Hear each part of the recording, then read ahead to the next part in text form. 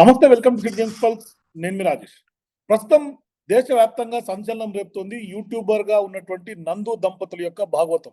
పెద్ద ఎత్తున జనాలను చీట్ చేసి లక్షల కోట్లు దండుకున్నటువంటి నేపథ్యం. ఒక్కొక్కరితో ఆల్మోస్ట్ వీసాల పేరుతో, ఉద్యోగాల పేరుతో వాళ్ళందరి దగ్గర డబ్బులు వసూలు చేసి కుచ్చిటోపి పెట్టారు. మరోవైపు ఇప్పటికే ఇబ్రహీంపట్నం పోలీసులు కూడా లుకౌట్ నోటీసులు జారీ చేశారు. మరోవైపు బాధితులందరినీ కూడా వచ్చి ఫిర్యాదు చేయమని కూడా రిక్వెస్ట్ చేస్తూ ఉన్నారు పోలీసులందరూ కూడా. సో ఈ నేపథ్యంలో బాధితులు కొంత ఎన్ఆర్ఐ నర్సింగ్ గారు కూడా మనతో పాటు జాయిన్ అవుతున్నారు. అసలు ఏంటి నందు సంబంధించినటువంటి ఆ దంపతుల భాగవతం, ఏ విధంగా వాళ్ళ రీచ్ ఉంటుంది, ఏ విధంగా డబ్బులు వసూలు చేస్తారు, ఏంటి వాళ్ళ మోడస్ ఆఫ్ ఆపరెండి ఏంటి అనేది మాట్లాడదాం. నర్సింగ్ గారు నమస్తే. నమస్కారం అండి, గుడ్ మార్నింగ్ సార్. ఏంటి సార్, మీరు ఎన్ఆర్ఐ గా మీకున్నటువంటి ఎక్స్పీరియన్స్ ఏంటి నందుకు సంబంధించినటువంటి దంపతుల యొక్క స్కామ్ లో? అదే అండి, మాకు జాబ్ రిక్వైర్మెంట్ కోసం అని చెప్పి, జాబ్ ఆపర్చునిటీ కోసం అని వాళ్ళు రీచ్ అవ్వడం జరిగింది. అలాంటి ఆ ప్రాసెస్ లో మాకు కొన్ని జాబ్ వేకెన్సీస్ అనేవి ఉన్నాయని చెప్పారు. దాంట్లో ఒక నందూస్ కిచెన్ అనే దాంట్లో మాకు తెలియదు వాళ్ళదని యాక్చువల్ గా ఆ నేమ్. జస్ట్ ఒక రెస్టారెంట్ లో జాబ్ ఆపర్చునిటీ లాగా చెప్పారు స్టార్టింగ్ లో. సో మాకు ఓకే అని చెప్పి తీసుకున్న తర్వాత అది కొంచెం డిలే అవ్వడం జరిగింది. దాంతో ఇంకా లైసెన్స్ అనేది రాలేదండి, కొంచెం డిలే అయ్యేటట్టు ఉంది అనేసరికి మాకు వీసా దగ్గర పడుతుంది అన్నమాట, డెడ్ లైన్. సో అందుకని చెప్పి అతనే ఒక ప్రపోజల్ పెట్టాడు, ఎవరు మధుకర్. సో ఆ ప్రపోజల్ ఏమని పెట్టాడంటే, డెస్టినీ రిక్రూట్మెంట్ నుంచే మార్కెటింగ్ ఎగ్జిక్యూటివ్ లాగా, మార్కెటింగ్ కన్సల్టెంట్ లాగా ఇప్పిద్దాము. సో జాబ్ మాత్రం కిచెన్ అసిస్టెంట్ లాగా కిచెన్ లో వర్క్ చేసుకోవచ్చు అని చెప్పారు. సో అప్పుడు మాకు రివీల్ అయ్యింది ఏంటంటే, నందూస్ కిచెన్ అనే రెస్టారెంట్ ఓపెన్ చేస్తున్నాము, అది కూడా వీళ్ళ వైఫ్ పేరు మీద ఓపెన్ చేస్తున్నామని చెప్పాడు అనమాట. ఓకే, మేము ఇక్కడ కంపెనీ హౌస్ అని వెరిఫై చేసుకోవచ్చు అనమాట, ఎప్పుడు అంటే రియల్ గా ఈ కంపెనీ ఉందా లేకపోతే ఏంటి అనేది. మేము వెరిఫై చేసుకున్నప్పుడు జెన్యున్ గానే డెస్టినీ రిక్రూట్మెంట్ ఉంది, ప్లస్ నందూస్ కిచెన్ కూడా ఉన్నింది. అండ్ వీళ్ళ పేర్లు కూడా మెన్షన్ చేసి ఉన్నాయి అక్కడ యాజ్ అ డైరెక్టర్స్ గా. సో ఇట్స్ వ్యాలిడేషన్ మాకు ఉన్నింది. సో అలా అది అయిపోయిన తర్వాత మేము ప్రొసీడ్ అయ్యి మనీ పంపించడము ఇవన్నీ జరిగాయి. తర్వాత జాయిన్ అవ్వడం కోసం అని చెప్పి ఆగస్ట్ లో మాకు జాయినింగ్ డేట్ ఇచ్చారు. ఆగస్ట్ 2024 లో ఇచ్చినప్పుడు మేము వెళ్ళిపోయాం ఆ ప్లేస్ కి. జాబ్ కోసమనే తీసుకున్నాం మేము. రిమైనింగ్ అంటే మా విక్టిమ్స్ లో కాదు తెలియదు కానీ, రిమైనింగ్ గా బయట నడుస్తున్నదే ఇది. వితౌట్ జాబ్ గా జస్ట్ పే స్లిప్స్ రన్ చేయడము, శాలరీస్ రన్ చేయడంలో కూడా అట్లా నడుస్తున్నాయి. బట్ మేమంతా బ్యాక్ ఎండ్ లో వెళ్లాల్సిన అవసరం ఏముంది, రెస్టారెంట్ లో వర్క్ చేసేది ఎక్స్పీరియన్స్ కోసం కదా అని చెప్పేసి మేము జాబ్ ఉంటేనే చేసుకుంటామండి, జాబ్ లేకపోతే మాకు వద్దు అన్నట్టు మేము ఉండే. సో అక్కడికి పోయేసరికి జాబ్ లేదండి, అలాంటిది రెస్టారెంట్ కూడా ఇంకా స్టార్ట్ అవ్వలేదు. సో దానివల్ల మాకేమైందంటే చాలా డిలే అయింది. నెక్స్ట్ ఇయర్ ఏప్రిల్ 2025 వరకు రెస్టారెంట్ స్టార్ట్ చేయలేదు ఫస్ట్ థింగ్. అప్పటి వరకు మాకు శాలరీస్ పే చేయలేదు, అప్పటి వరకు మాకు పే స్లిప్స్ అనేవి రన్ చేయలేదు. అండ్ ఎప్పుడైతే ఏప్రిల్ లో స్టార్ట్ అయిందో అప్పుడు కూడా మాకు అవర్స్ తను ప్రామిస్ చేసిన అవర్స్ ఇవ్వలేదు మాకు. అట్లీస్ట్ 40 అవర్స్ మాకు కాంట్రాక్ట్ ఉంటుంది. ఉన్నప్పుడు మాకు అట్లీస్ట్ మినిమం టు మినిమం ఇవ్వాలి, ఎందుకంటే వర్క్ కోసమనే మేము తీసుకున్నాం. అంత అమౌంట్ కట్టడం కూడా వర్క్ కోసమనే కట్టాం కూడా. ఎప్పుడైతే వర్క్ ఇవ్వలేదో అండ్ శాలరీస్ కూడా సరిగ్గా రన్ చేయనప్పుడు మేము అడిగాం, ఏంటి ఇలా చేస్తే మాకు కంటిన్యూటీ ఐఎల్ఆర్ కి ఇబ్బంది అవుతుంది, పిఆర్ కి ఇబ్బంది అవుతుందంటే, మాకు తెలుసండి ఎంప్లాయర్స్ మేము కదా, మేము ఇన్ఫార్మ్ చేస్తూనే ఉన్నాము హోమ్ ఆఫీస్ అని టైం అనేది డ్రాగ్ చేసుకుంటూనే వచ్చాడు. ఎప్పుడైతే అక్టోబర్ లో మాకు అర్థమైపోయింది, న్యూస్ లో రావడము, ఈ స్కామ్ అనేది తెలవడం తోటి మాకు అర్థమైపోయింది, okay something is going background లో ఏదో నడుస్తుంది, ఇది ఎప్పటికైనా మనకి ఇబ్బంది జరుగుతుంది అని చెప్పేసి మేము I don't want to waste time there. ఎందుకంటే it is too expensive. Where the restaurant ఎక్కడైతే ఉందో అక్కడ టూ ఎక్స్పెన్సివ్. ఫినాన్షియల్లీ మేము చాలా ఓవర్ త్రూ అవుతున్నాం అప్పుడు ఆ టైంలో. So I wanted to move on. And దాని కానీ అప్పుడని మేము వేరే లొకేషన్ కి మూవ్ అయ్యాము, ఎక్స్పెన్సెస్ అన్న తగ్గించుకుందాము ఫస్ట్ అని. మూవ్ అయిన తర్వాత మూవ్ అయ్యే క్రమంలో మేము అతనికి చెప్పాము, అప్పుడు పేరోల్ అన్న టైం టు టైం రన్ చేయండి, మీరు ప్రామిస్ చేశారు వర్క్ ఇస్తామని, వర్క్ ఇవ్వలేదు. సో అట్లీస్ట్ ఇప్పుడు ఈ ప్రామిస్ అన్న నిలబెట్టుకోండి, పేరోల్స్ రన్ చేయడము, శాలరీస్ రన్ చేయడము, మేము కావాలంటే ఆ ట్యాక్సెస్ ఏమన్నా ఉంటే మేము బేర్ చేస్తాము. ఎండ్ ఆఫ్ ది డే మేము ఏంటంటే వన్స్ ఆ ఊవిలోకి పడిపోయాము, ఇంకా మేము బయటికి రాలేము. సో అట్లీస్ట్ మేము సర్వైవల్ మోడ్ లోకి వెళ్ళిపోయాము ఆ టైంకి. ఉమ్, సో అలా జరిగినప్పుడు మేము £4,000 అప్పుడు ఇచ్చాను. స్టార్టింగ్ లో £15,500 అప్పుడు ఇచ్చాను. నియర్లీ 20 lakhs ఇండియన్ కరెన్సీలో. మళ్ళీ ఆ ఉమ్. టైంలో £4,000 మళ్ళీ ఇచ్చాను. శాలరీస్ రన్ చేయమని చెప్పి. అదొక 5 lakhs అవుతుంది. సో టోటల్ గా 25 lakhs దాకా ఇచ్చాను ఆ టైంకి.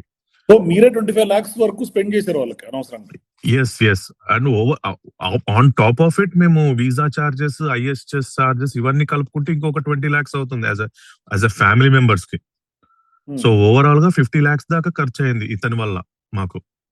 ఉమ్, ఉమ్, సో ఆ 50 lakhs ఖర్చు అయినందుకు ప్రాబ్లం లేదు. But end of the day మాకు ఆ ప్రామిస్ చేసిన ప్రామిసెస్ అనేది నెరవేర్చాలి కదా.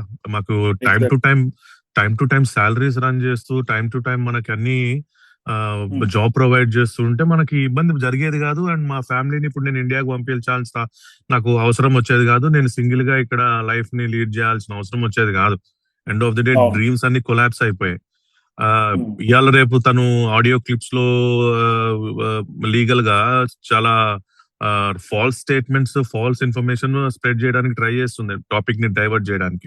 కానీ కాదు నర్సింగ్ గారు, ఇక్కడ ఎవరైతే నందూసుకు సంబంధించినటువంటి ఈ దంపతుల స్కామ్ బయట పెడుతున్నారో, దాని మీద మాట్లాడుతున్నారో, వాళ్ళకు కూడా ఇవాళ బెదిరింపు కాల్స్ చేయటం, లేకుంటే ఇదంతా ఫేక్ అని చెప్పటం, మ్యానిపులేట్ చేయటం, లేకుంటే ఇవన్నీ ఫేక్ స్క్రీన్ షాట్స్ అని చెప్పటం, దీన్ని ఎట్లా చూస్తున్నారు మీరు? డెఫినెట్ గా అండి. We all believe in justice అండి. అందుకే మేము లీగల్ గా వెళ్తున్నాం ఇంకా. And one by one we are coming out. ఎందుకంటే ఇప్పటికీ 2 కేసెస్ ఫైల్ అయ్యాయి. ఇంకా మేము కూడా, నేను ఇక్కడ ఉన్నాను కాబట్టి నేను కొంచెం కన్స్ట్రైన్ గా ఫీల్ అయ్యి నేను చేయలేకపోతున్నాను, కానీ మా ఫ్యామిలీస్ త్రూ నేను కూడా పుష్ చేస్తున్నాను. ఎఫ్ఐఆర్ స్టార్ట్ చేస్తాము, ఎన్ఆర్ఐ సెల్ లో ఇవాళ రేపు రిజిస్టర్ చేస్తాను, కంప్లైంట్ రిజిస్టర్ చేస్తాము. We are doing as much as we can from our sides, though we are in UK right now. నేను ఆల్రెడీ యూకే సైడ్ లో నేను ఆల్రెడీ కౌంటీ క్లోట్ జడ్జిమెంట్ అనేది ఒక కాపీ తెచ్చుకున్నాను. త్రూ చాట్ జీపీటీ నా రీసెర్చ్ లో అన్ని తెలుసుకున్నాను. హైకోర్టు నుంచి రిట్ కూడా వచ్చింది తన మీద. నాకు ఫేవర్ గా £20,500 నాకు ఫేవర్ గా వచ్చింది.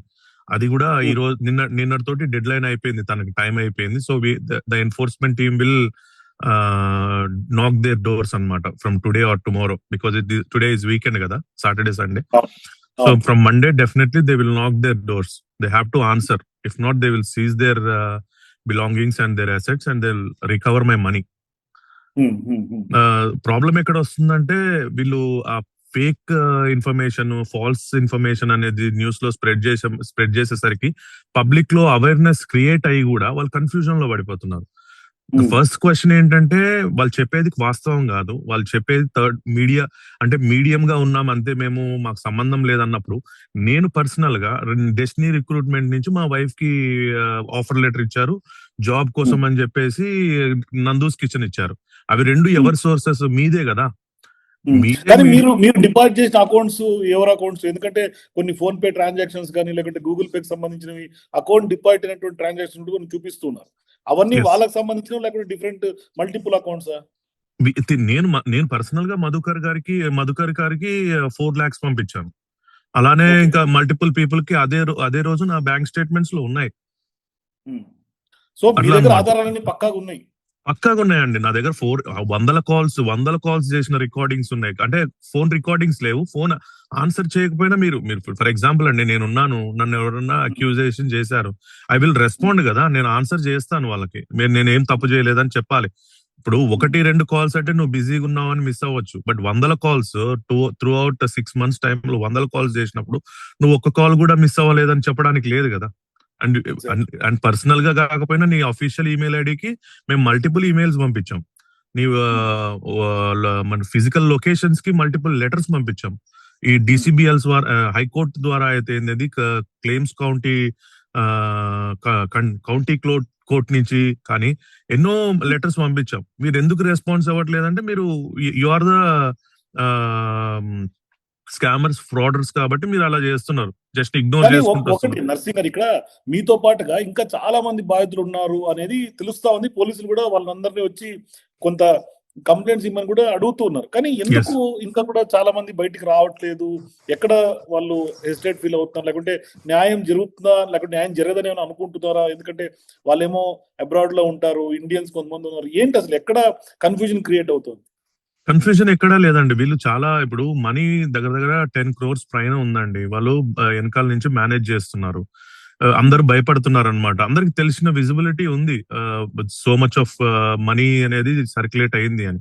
సో ఇక్కడ ఏం మాకు ఎవరికైనా విక్టిమ్స్ కి ఎవరికి ధైర్యం ఎలా వస్తుందంటే గవర్నమెంట్ సైడ్ నుంచి పోలీస్ డిపార్ట్మెంట్స్ నుంచి డైరెక్ట్ ఇన్ఫర్మేషన్ ఇవ్వాలి. ఇలా I understand they are giving the information out. But as a individual గా యాజ్ ఎ డిపార్ట్మెంటల్ గా నుంచి లైక్ పొలిటీషియన్ నుంచి మాకు ఒక అష్యూరెన్స్ వచ్చింది అనుకోండి డైరెక్ట్ గా. So that will be more motivational, more ఏమంటారు సపోర్టివ్ అనమాట అది. సో అలాంటిది ఏదైనా స్టేట్మెంట్ వస్తే మాకు ఇంకా ధైర్యం వస్తుంది. అండ్ మోర్ ఓవర్ ఎందుకంటే స్టూడెంట్స్ అంటే ఎంత ఉంటారండి, 23-24 years వాళ్ళు ఉంటారు. నేను 35-36 years, నేను ఆల్రెడీ లైవ్ చూశాను కాబట్టి నేను ఎక్స్పోజర్ ఉంది కాబట్టి నేను బయటికి రాగలుగుతున్నా. కొంతమందికి పాపం ఫ్యామిలీ ప్రెషర్స్ ఉంటాయి, ఎన్నో కళలతోటి వాళ్ళు ఎన్నో డ్రీమ్స్ తోటి వాళ్ళకున్న చాలా వరకు లోన్స్ చేసుకుని వచ్చే వాళ్ళు ఉంటారు, అమ్ముకొని వచ్చే వాళ్ళు ఉంటారు, ఆస్తులు అమ్ముకున్నటువంటి వాళ్ళు ఉంటారు. చాలా మంది ఉంటారు కదండి. ఇప్పుడు పాపం వాళ్ళు ఎన్నో ఆస్తులు అమ్మేసి వాళ్ళు ఇప్పుడు వాళ్ళకి ఏం తోచని పరిస్థితులు. ఇప్పుడు ఎందుకు మేము బయటకు వచ్చి end of the day India ఎట్లా ఉంటుందంటే మనకి మన ఫ్యామిలీది ఉండదు, పక్కన బంధువులు ఏమంటారో చుట్టుపక్కల వాళ్ళు ఏమంటారో అనేది ఎక్కువ ఉంటుంది. సో అలాంటిది పాపం వాళ్ళు బయటికి రాలేకపోతున్నారు. ఈ అష్యూరెన్స్ ఎవరు ఇవ్వగలరు అంటే ప్రభుత్వం ఇవ్వగలదు. Both the governments. I'm pleading from beginning, we are all pleading ఏంటంటే government should support us directly with no second thought. Entire ఈ నందూస్ కిచెన్ సంబంధించినటువంటి ఆపరేషన్ అయినా వీసాల పేరుతో స్కామ్ చూసుకుంటే ఇదంతా ప్రీ ప్లాన్ స్కెచ్ లాగా ఏమైనా అనిపిస్తుందా మీకు? ఎందుకంటే వాళ్ళని మీకు దగ్గరగా చూశారు, యాక్సెస్ చేశారు, ఇదంతా జరిగింది. అంటే మీరే మొదట అయ్యి ఉంటారు, మీకంటే ముందు అయ్యి ఉంటారు, తర్వాత కూడా అయ్యి ఉంటారు కదా చాలా మంది. సో ఇదంతా చూసిన తర్వాత వాళ్ళ మోడల్స్ ఆఫ్ ఆపరెంట్ చూసిన తర్వాత మీకు ఏమన్నా ప్రీ ప్లాన్ గా అనిపిస్తుందా? ఎందుకంటే బిఫోరే వాళ్ళు యూట్యూబర్ గా రావటం, సోషల్ మీడియా ఇన్ఫ్లుయెన్సర్ గా ఎమర్జ్ అవటం, కొన్ని లక్షల సబ్స్క్రైబర్లను వాళ్ళు సొంతం చేసుకోవటం, వాళ్ళ ట్రస్ట్ బిల్డ్ చేయటం, మళ్ళీ ఆ ట్రస్ట్ బిల్డ్ చేసిన తర్వాత పబ్లిక్ ని చీట్ చేయటం, ఇదంతా ఏమన్నా ప్రీ ప్లాన్ అనిపిస్తుందా? డెఫినెట్ గా ప్రీ ప్లాన్డే గానీ, బట్ నేను చెప్పను యూట్యూబ్ స్టార్ట్ చేసిన కాడి నుంచి వీళ్ళకి ఇదే ప్లాన్ ఉందని చెప్పను గానీ, ఇన్ బిట్వీన్ ద ప్రాసెస్ 2020 నుంచి వీళ్ళు ఎవ్రీ 6 months ఒక కంపెనీ స్టార్ట్ చేయడం జరిగింది. అప్పుడు మాత్రం దీనికి రూట్ కాజ్ స్టార్ట్ అయిందని అనుకుంటున్నాం మేమైతే. ఎందుకంటే వాట్ ఈస్ ద రీజన్ అనమాట. 6 months కి ఒకసారి ఎవ్రీ కంపెనీ ఓపెన్ చేయాల్సిన అవసరం లేదు కదా. ఇప్పుడు నందూస్ కిచెన్ అనేది ఒక బిజినెస్ ఉందండి. నందూస్ కేఫ్ లిమిటెడ్ అని ఇంకోటి స్టార్ట్ చేయాల్సిన అవసరం ఏముందండి? అంటే డిఫరెంట్ మల్టిపుల్ కంపెనీస్ ఫ్లోట్ చేయాల్సినటువంటి అవసరం లేదు కదా. ఇప్పుడు నీకు డెస్టినీ రిక్రూట్మెంట్ అనేది ఒకటి ఉంది. దాని త్రూ నువ్వు బయట వాళ్ళని రిసోర్సెస్ గా యూజ్ చేసుకొని బయట వాళ్ళకి ఇప్పించేసేయాల్సింది. బట్ నీ ఓన్ కంపెనీలో, నీ ఫ్యామిలీ మెంబర్ కంపెనీలో నువ్వు మనీ తీసుకొని as a same equal amount out side నువ్వు ఎంత తీసుకుంటున్నావో సేమ్ ఈక్వల్ అమౌంట్ నీ ఓన్ కంపెనీలు, నీ ఓన్ ఫ్యామిలీ మెంబర్ కంపెనీలో కూడా తీసుకోవాల్సిన అవసరం లేదు కదా. ఎండ్ ఆఫ్ ది డే ఇప్పుడు third person may be expecting some money. Why you are expecting some money? Even though if it is your own company, why you are expecting money? So ఇది business గా తను కొన్ని videos లో, కొన్ని audios లో మేము ఇది బిజినెస్ చేసామండి, సత్రం కాదండి, చారిటీ కాదండి, సర్వీస్ కాదని చెప్తున్నారు. But when this is not business at all, this is a scam, this is a fraud. Definitely cheating చేశారు మా అందరినీ 100%. That is no second thought about it.